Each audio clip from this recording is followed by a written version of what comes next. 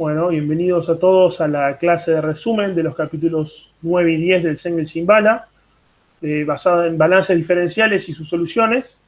Estos videos van a ser un resumen muy corto de estos capítulos, tratando de evitar la redundancia con el material que ya tienen grabado.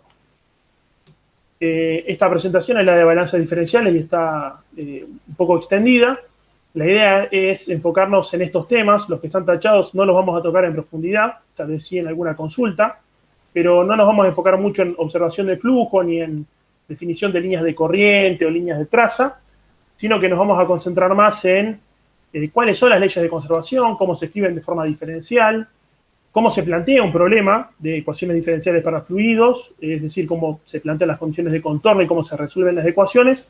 Y después nos vamos a ir al capítulo 10, donde sí vamos a trabajar más algunos casos particulares donde la ecuación de Cauchy, y después simplificada en Navier-Stokes, y después simplificada algunas veces más, se logran problemas como estos, donde en un flujo irrotacional tenemos lo que se llama flujo potencial, y eso vamos a discutir hoy al final de la clase. Entonces, revisando un poco lo que habíamos visto en balances integrales, era un análisis de volumen de control, una región del espacio bien definida con una superficie de control, que es lo que divide nuestro sistema de estudios del universo, ¿sí? Y lo que hacíamos era unas cuentas, en general algebraicas, que eran aproximaciones de estas integrales, que representaban los balances de masa, momento lineal, momento angular, energía. Y habíamos visto en la clase pasada de que la forma, al resolver estos balances, no teníamos que tener información detallada de lo que pasaba dentro de nuestro volumen de control, ¿sí? Y los resolvíamos para obtener variables como las fuerzas que actuaban sobre nuestro volumen de control, ¿sí? O tal vez el momento angular, o trabajos y transferencias de calor, pero siempre en el dominio global. En cambio, en los volúmenes, en los balances diferenciales, y acá teníamos esta figura del Zengel-Simbala, que un poco mostraba el contraste entre balances integrales y balances diferenciales, ¿sí? En los balances integrales nos interesa, por ejemplo, calcular una fuerza, la fuerza que el flujo hace sobre esta antena, que también se puede calcular con balances diferenciales, y vamos a ver un ejemplo de algo que se puede calcular de las dos maneras hoy, ¿sí? Pero el balance diferencial, cuando uno lo resuelve, lo que obtiene son los campos de velocidad, presión y las otras variables del continuo, y entonces tenemos información detallada de qué es lo que está pasando adentro de nuestro dominio, ¿sí? Fíjense que nuestro dominio está definido por la superficie de control también, donde aplicamos las condiciones de borde, y entonces fuera de ese dominio en realidad no sabemos nada, ¿sí? Del flujo. O mejor dicho, nosotros lo estamos imponiendo con las condiciones de contorno. Y lo que habíamos visto era que, como decíamos antes, las ecuaciones integrales ahora son ecuaciones diferenciales, ¿sí?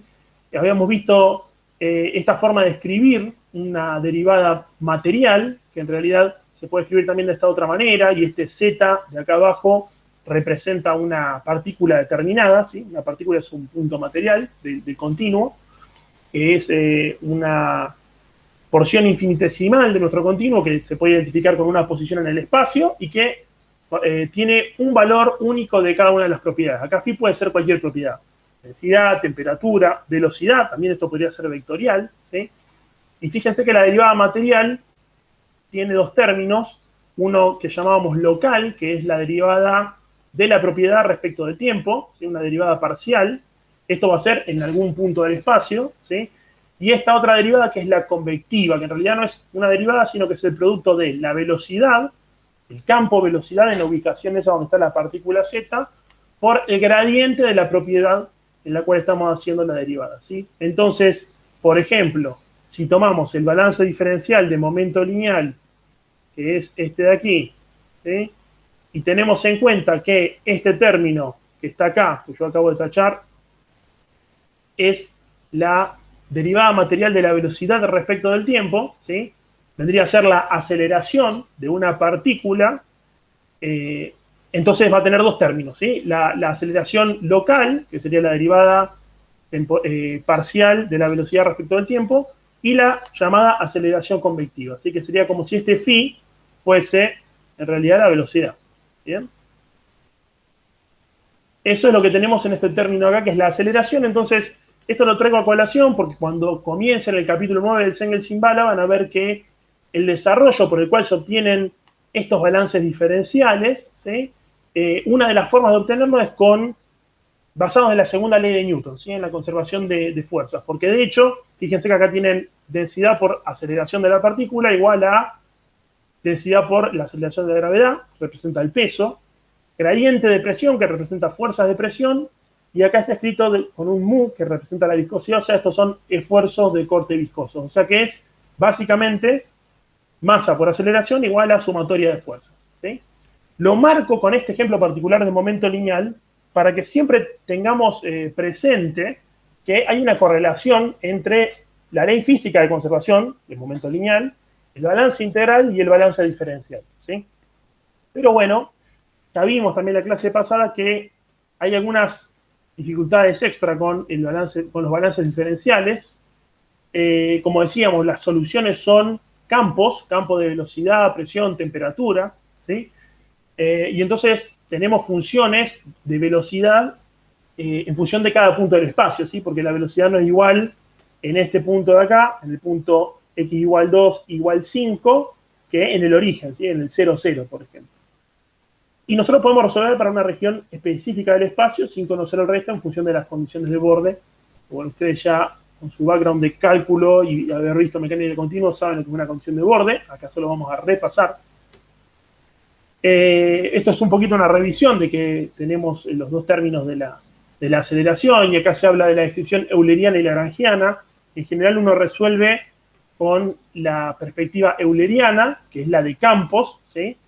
Donde uno no usa la derivada material y no se enfoca en las partículas, sino que nos interesa más escribir en términos de derivadas parciales, porque de esa forma podemos resolver con todas las herramientas que conocemos de cálculo, ¿sí? Para todo el campo. Entonces, les decía que tenemos algunas particularidades, como por ejemplo que uno escribe la formulación general de estas leyes de conservación. Confirmen ahora si van a ver el libro, el Engels sin bala, ¿sí? ¿Lo está viendo el libro? Sí, se ve, profe. Perfecto. Entonces, un poco lo que les decía. Acá aparece la deducción de, creo que esto es el balance de masa, usando el teorema de la divergencia, ¿sí? O sea, herramientas de cálculo. Lo vi que estaba Agustín ahí. Acá hay repasos de las herramientas de cálculo, no hace falta irse a buscar la carpeta de análisis. Pero fíjense que acá tenemos una ecuación de balance de masa, ¿sí? Acá está escrita de forma integral. Con el teorema de la divergencia lo pasa a una única integral de volumen de control, y vale para cualquier volumen de control. Y después aparece acá la ecuación de continuidad de forma diferencial, ¿sí? Ahora, yo acá tengo el campo vectorial velocidad y el campo densidad, ¿sí? Y esta es la forma general de la ecuación. Esto vale para cualquier problema de mecánica de los fluidos. Por ejemplo, si el fluido es un gas y lo consideramos como gas ideal, o si es agua y entonces la densidad la podemos considerar como constante, ¿bien? Entonces hay que tomar una determinación, y esto también ya lo vimos en la clase pasada, respecto de qué ecuación de estado voy a utilizar, ¿sí? Eso es un modelo material del continuo. También, por ejemplo, cómo va a ser la energía interna de mi fluido, ¿sí?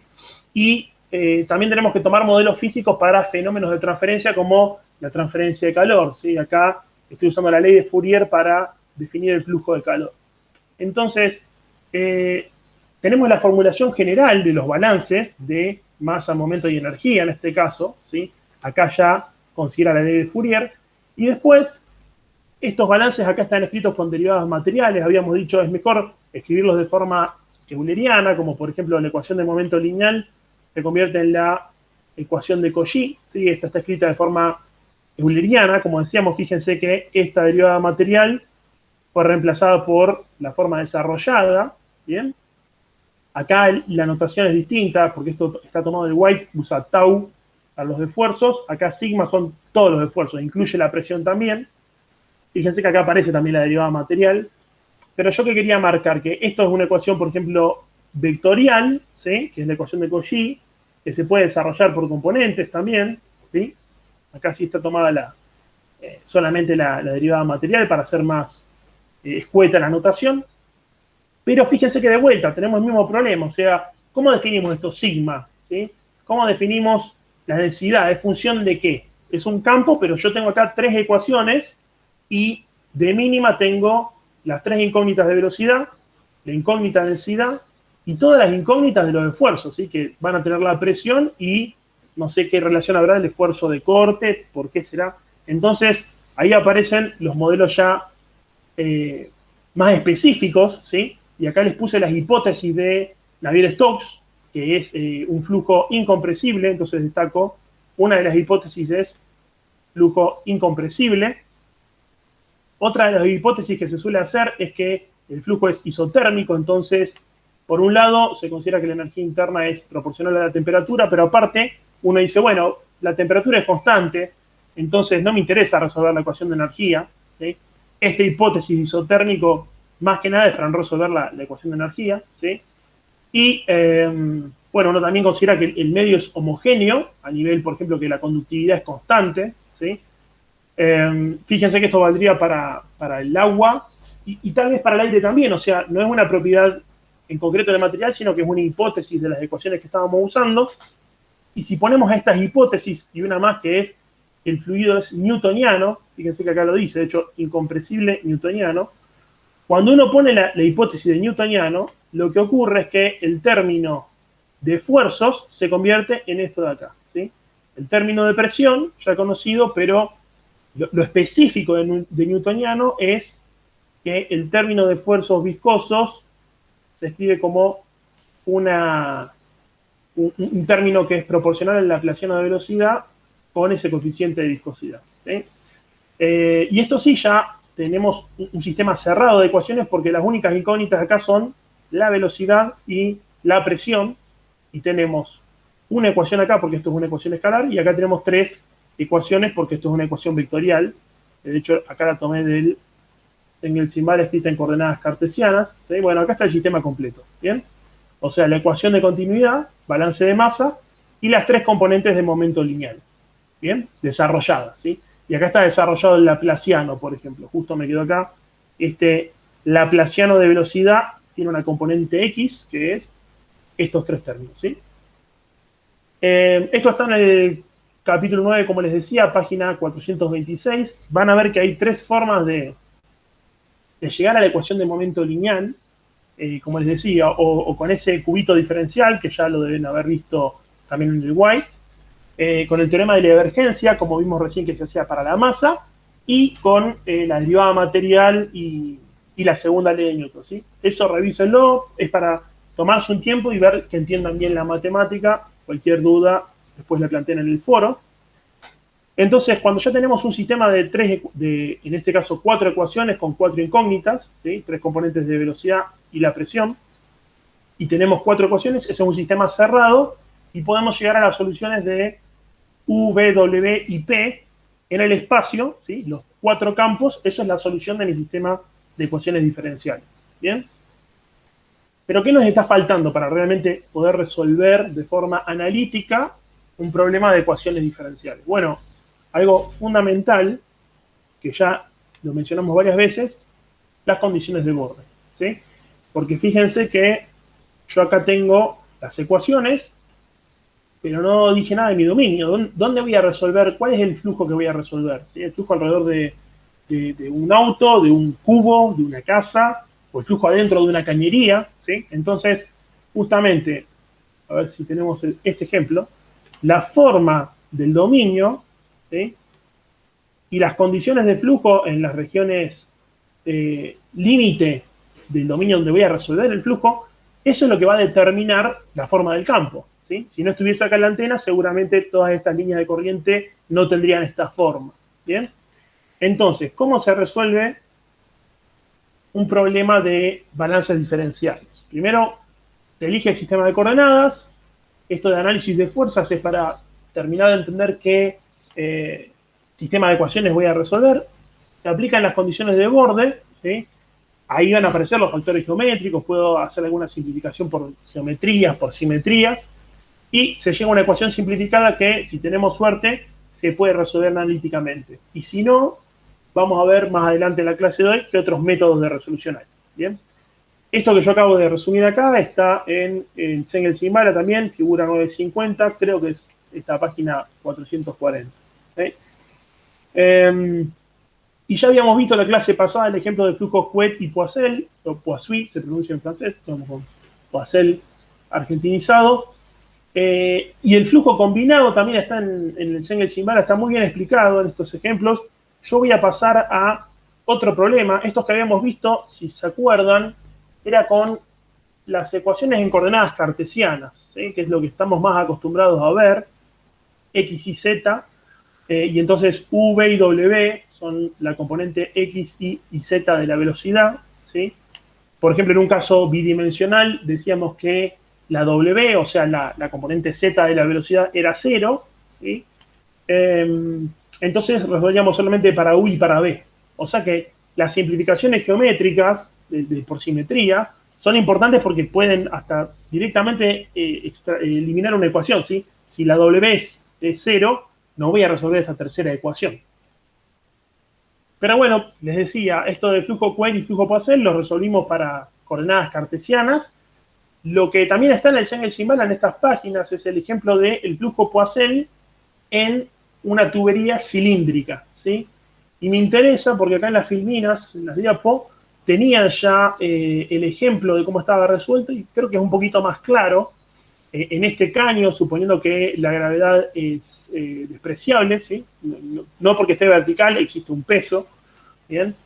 Y entonces tenemos este dominio que este eje central denota la simetría cilíndrica, ¿sí? Y queremos resolver cuánto vale la velocidad en este caño, que acá no lo dice, pero de este lado tiene una presión P1 y de este lado tiene una presión P sub 2. ¿Sí? Entonces tenemos, como decíamos, simetría cilíndrica, por lo cual podemos suponer que, o mejor dicho, podemos imponer matemáticamente como hipótesis que las componentes θ de la velocidad es 0, eso por la simetría cilíndrica. Acá z sería el eje vertical acá, o sea, el eje del caño, ¿sí? Esto sería, vamos a tener problemas, z. Y entonces, acá tenemos mezclada, por ejemplo, una hipótesis de simetría, que es esta de acá, y esto igual a 0. Y tenemos también una condición de contorno, que es UZ en R es 0. ¿Qué significa esto? Que la velocidad en las paredes del caño, porque R es el radio del caño, ¿sí? Esto, a ver, de vuelta, es 0 por condición de contorno, ¿sí? Nuestro dominio es esta cañería cilíndrica y como tenemos un sólido, R en radio igual a R, entonces la velocidad por condición de no deslizamiento ahí es 0, ¿sí? También tenemos acá otra condición de simetría, que esto es lo que se suele llamar simetría plana, o esto es de flujo desarrollado, ¿sí? Donde decimos, bueno, la UZ, que es la componente de velocidad en el sentido del eje del caño, es igual a 0 para cualquier, perdón, es igual a 0, la derivada de esa velocidad es igual a 0 en el eje Z, o sea, para cualquier corte de esta sección voy a tener el mismo perfil de velocidades, ¿sí? Esto era algo que también habíamos usado en el flujo Couette plano, ¿sí? En el flujo Poiseuille. Y esto también es una condición de contorno, que el gradiente de presión en el eje del caño es constante y es igual a menos G. Fíjense que es muy parecido a lo que habíamos resuelto en el flujo Poiseuille, pero lo interesante que acá está explícito, ya lo deben haber visto también en el ejemplo, es que dada esta ecuación de acá arriba, que es la ecuación de momento lineal, o sea, la ecuación de Navier-Stokes, para la componente Z, o sea, la componente de velocidad en el sentido del eje del caño, ¿sí? En coordenadas cilíndricas, lo que tenemos es que por estas hipótesis, perdón, como estas dos componentes de velocidad son 0, esta es la única componente de la ecuación de Navier-Stokes que nos interesa, ¿sí? Uθ es igual a 0, UR es igual a 0, acá es parecido como lo que habíamos visto del flujo paralelo, uno dice, bueno, no puede haber velocidad radial, porque acá va a ser 0, acá en el eje va a ser 0 por simetría, toda la velocidad va a ser idénticamente 0 en el sentido radial, y esta ecuación lo que hacemos es, perdón, aplicar las hipótesis, ¿sí? Esto es lo que hace uno en cualquier problema de balance diferenciales. Dice, bueno, tengo mi conjunto de hipótesis, elijo cuál es la ecuación que realmente tengo que resolver, la única componente no nula es UZ, y aplico las hipótesis de a una, y eso me va a permitir tachar los términos que son despreciables, ¿sí? Esto es estacionario, entonces la derivada temporal va a ser 0. UR es 0, entonces esto también es 0. La derivada de las... perdón, acá también la componente se llama azimutal de velocidad, también es 0. ¿Sí? Acá por la condición de simetría plana, que es esta tercera, la derivada de UZ respecto de Z es 0. ¿Sí? Habíamos dicho que el peso es despreciable, esto lo estamos imponiendo. ¿Sí? Y en el término del laplaciano, el término viscoso, las dos derivadas que se van por simetría, esta por la simetría plana a lo largo del caño y esta por la simetría cilíndrica, ¿sí?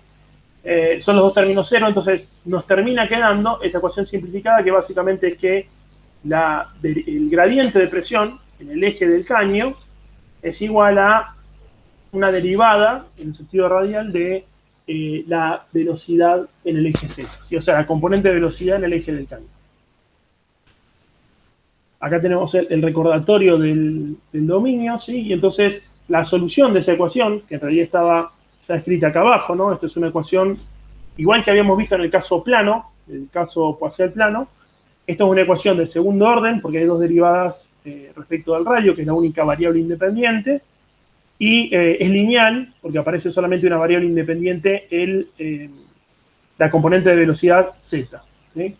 Entonces, esta ecuación diferencial lineal de segundo orden la podemos resolver, integrando dos veces, y nos queda esta solución general, ¿sí? Donde si aplicamos las condiciones de contorno, vamos a ver que, como para r igual a 0, la solución tiene que ser finita, ¿sí? Y el logaritmo natural de 0, ¿cuánto es? ¿Alguno me puede responder? Si sé que me están escuchando. El logaritmo natural de 0 te da menos infinito. Exacto. Entonces, ¿cuánto vale C1? Tiene que valer 0, ¿no? Bien. Exacto, exacto. Porque si no tendríamos una solución que en el eje del caño tiende a menos infinito, ¿sí?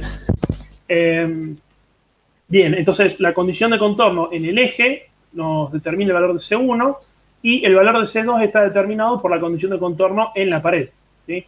Que habíamos dicho que la velocidad en la pared es 0, que es la velocidad de la pared en sí, por condición de no deslizamiento. Y tenemos la solución, que es el perfil de velocidades, justamente en función del radio, ¿sí? Justamente por simetría cilíndrica, esto va a ser una función UZ de R, donde podemos ver que si reemplazamos R chico igual a R grande, que es el radio del caño, vamos a recuperar esa condición de contorno UZ igual a 0. ¿Sí? Y la velocidad es máxima en el eje, esto es lo que resulta, y un perfil parabólico, ¿no? Porque tenemos una función cuadrática. Y esto está muy bien, porque ya tenemos el campo de velocidad, y esto vale, fíjense, para cualquier R, para cualquier θ y para cualquier z también, siempre y cuando sigamos las hipótesis estas, ¿no? O sea, simplificamos mucho el problema, ¿sí? No, hay que ver qué tan lejos estamos de un flujo real, porque esto, fíjense que es laminar, perfectamente paralelo al eje del caño, ¿sí? Bien, es estacionario, o sea que estamos suponiendo que no hay ninguna variación en el tiempo de nada, y a lo largo del caño todos los perfiles de velocidad son iguales. Es un flujo muy particular, pero bueno, nos permite hacer algunas aproximaciones de variables macro, ¿sí? ¿Se acuerdan como en el problema de la antena, que uno buscaba, por ejemplo, calcular la fuerza que el flujo hace sobre la antena? En este problema, por ejemplo, podríamos calcular cuánto es el caudal, integrando entre 0 y R grande, que es el radio, esa velocidad por un diferencial de área, ¿sí? Y entonces obtendríamos, reemplazando esta solución, y reemplazando también G como delta P sobre L, obtendríamos el caudal que es justamente delta P sobre L, o sea, la diferencia de presiones dividido el largo del caño, eso dividido 8 veces la viscosidad, o sea que el caudal va a depender de la viscosidad, ¿sí? Y aparece el radio de la cuarta, ¿bien? Que es interesante, o sea que uno, si tiene una cañería y supone que este modelo de flujo incompresible, newtoniano, desarrollado, laminar, perfectamente simétrico, si ese modelo es válido, entonces uno puede estimar el caudal que circula en este caño, en metros cúbicos por segundo, con estos parámetros. ¿Sí? Y fíjense que hay algo antiintuitivo en esta solución de que la densidad del fluido no importa. ¿Bien? Fíjense que interesante eso, ¿no? La viscosidad sí, la diferencia de presiones sí, el radio del caño y su longitud, pero si yo tengo circulando agua o un gas como aire, pero que tiene la misma viscosidad que el agua, viscosidad dinámica, el caudal sería el mismo. ¿Sí? Vamos a ver que, claro, eso es porque supusimos que estamos ante un caso de flujo incompresible y decíamos newtoniano y demás. O sea, por todas esas hipótesis llegamos a esa simplificación. Y es interesante esto, por ejemplo, que uno puede verificar después esa solución, también integrando esto que es tau, es el esfuerzo de corte viscoso en las paredes. Si uno integra a lo largo de todo el caño, L, de 0 a L, el esfuerzo de corte viscoso en un diferencial de área del anillo exterior de este caño, lo que tiene es la fuerza viscosa neta. ¿Sí? Y cuando uno hace esa integral, lo que observa es que es igual a la diferencia de presión por el área transversal del caño, ¿sí? Pi radio cuadrado. O sea que yo básicamente lo que les quiero decir con esto es que si uno hiciese la sumatoria de fuerzas, uno tiene la fuerza de presión de un lado y del otro, ¿sí? Acá tenemos FP1 y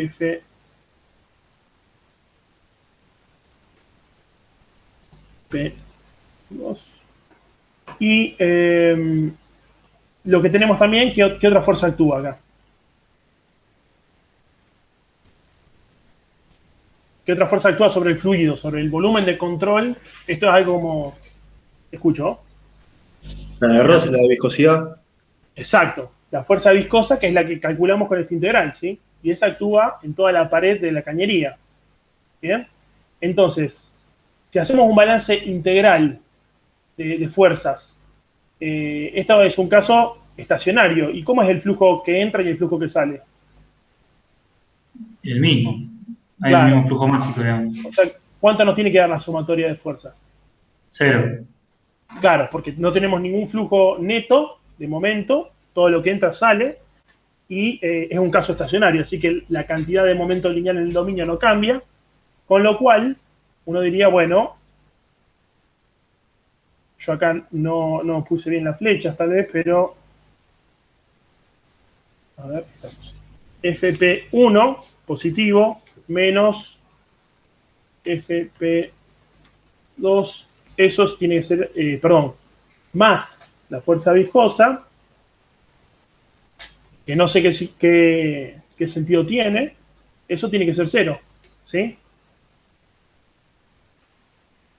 Y las fuerzas de presión, ¿cómo son? Son las presiones en cada sección por las áreas, ¿no? O sea que esto sería como P1 menos eso por el área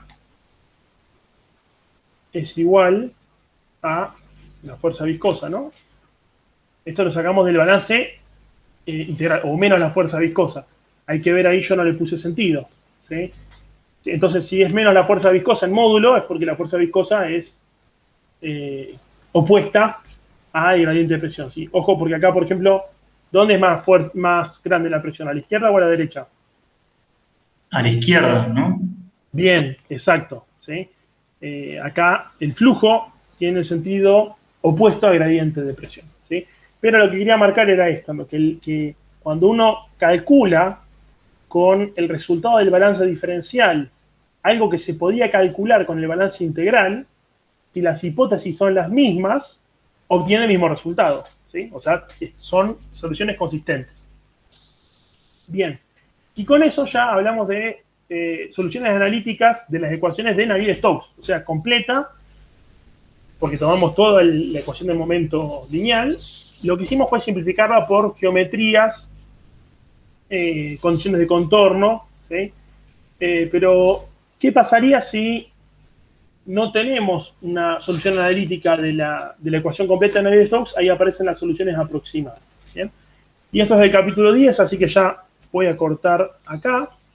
pero me gustaría conversar con ustedes todas estas cuestiones, así vemos cómo viene con este capítulo.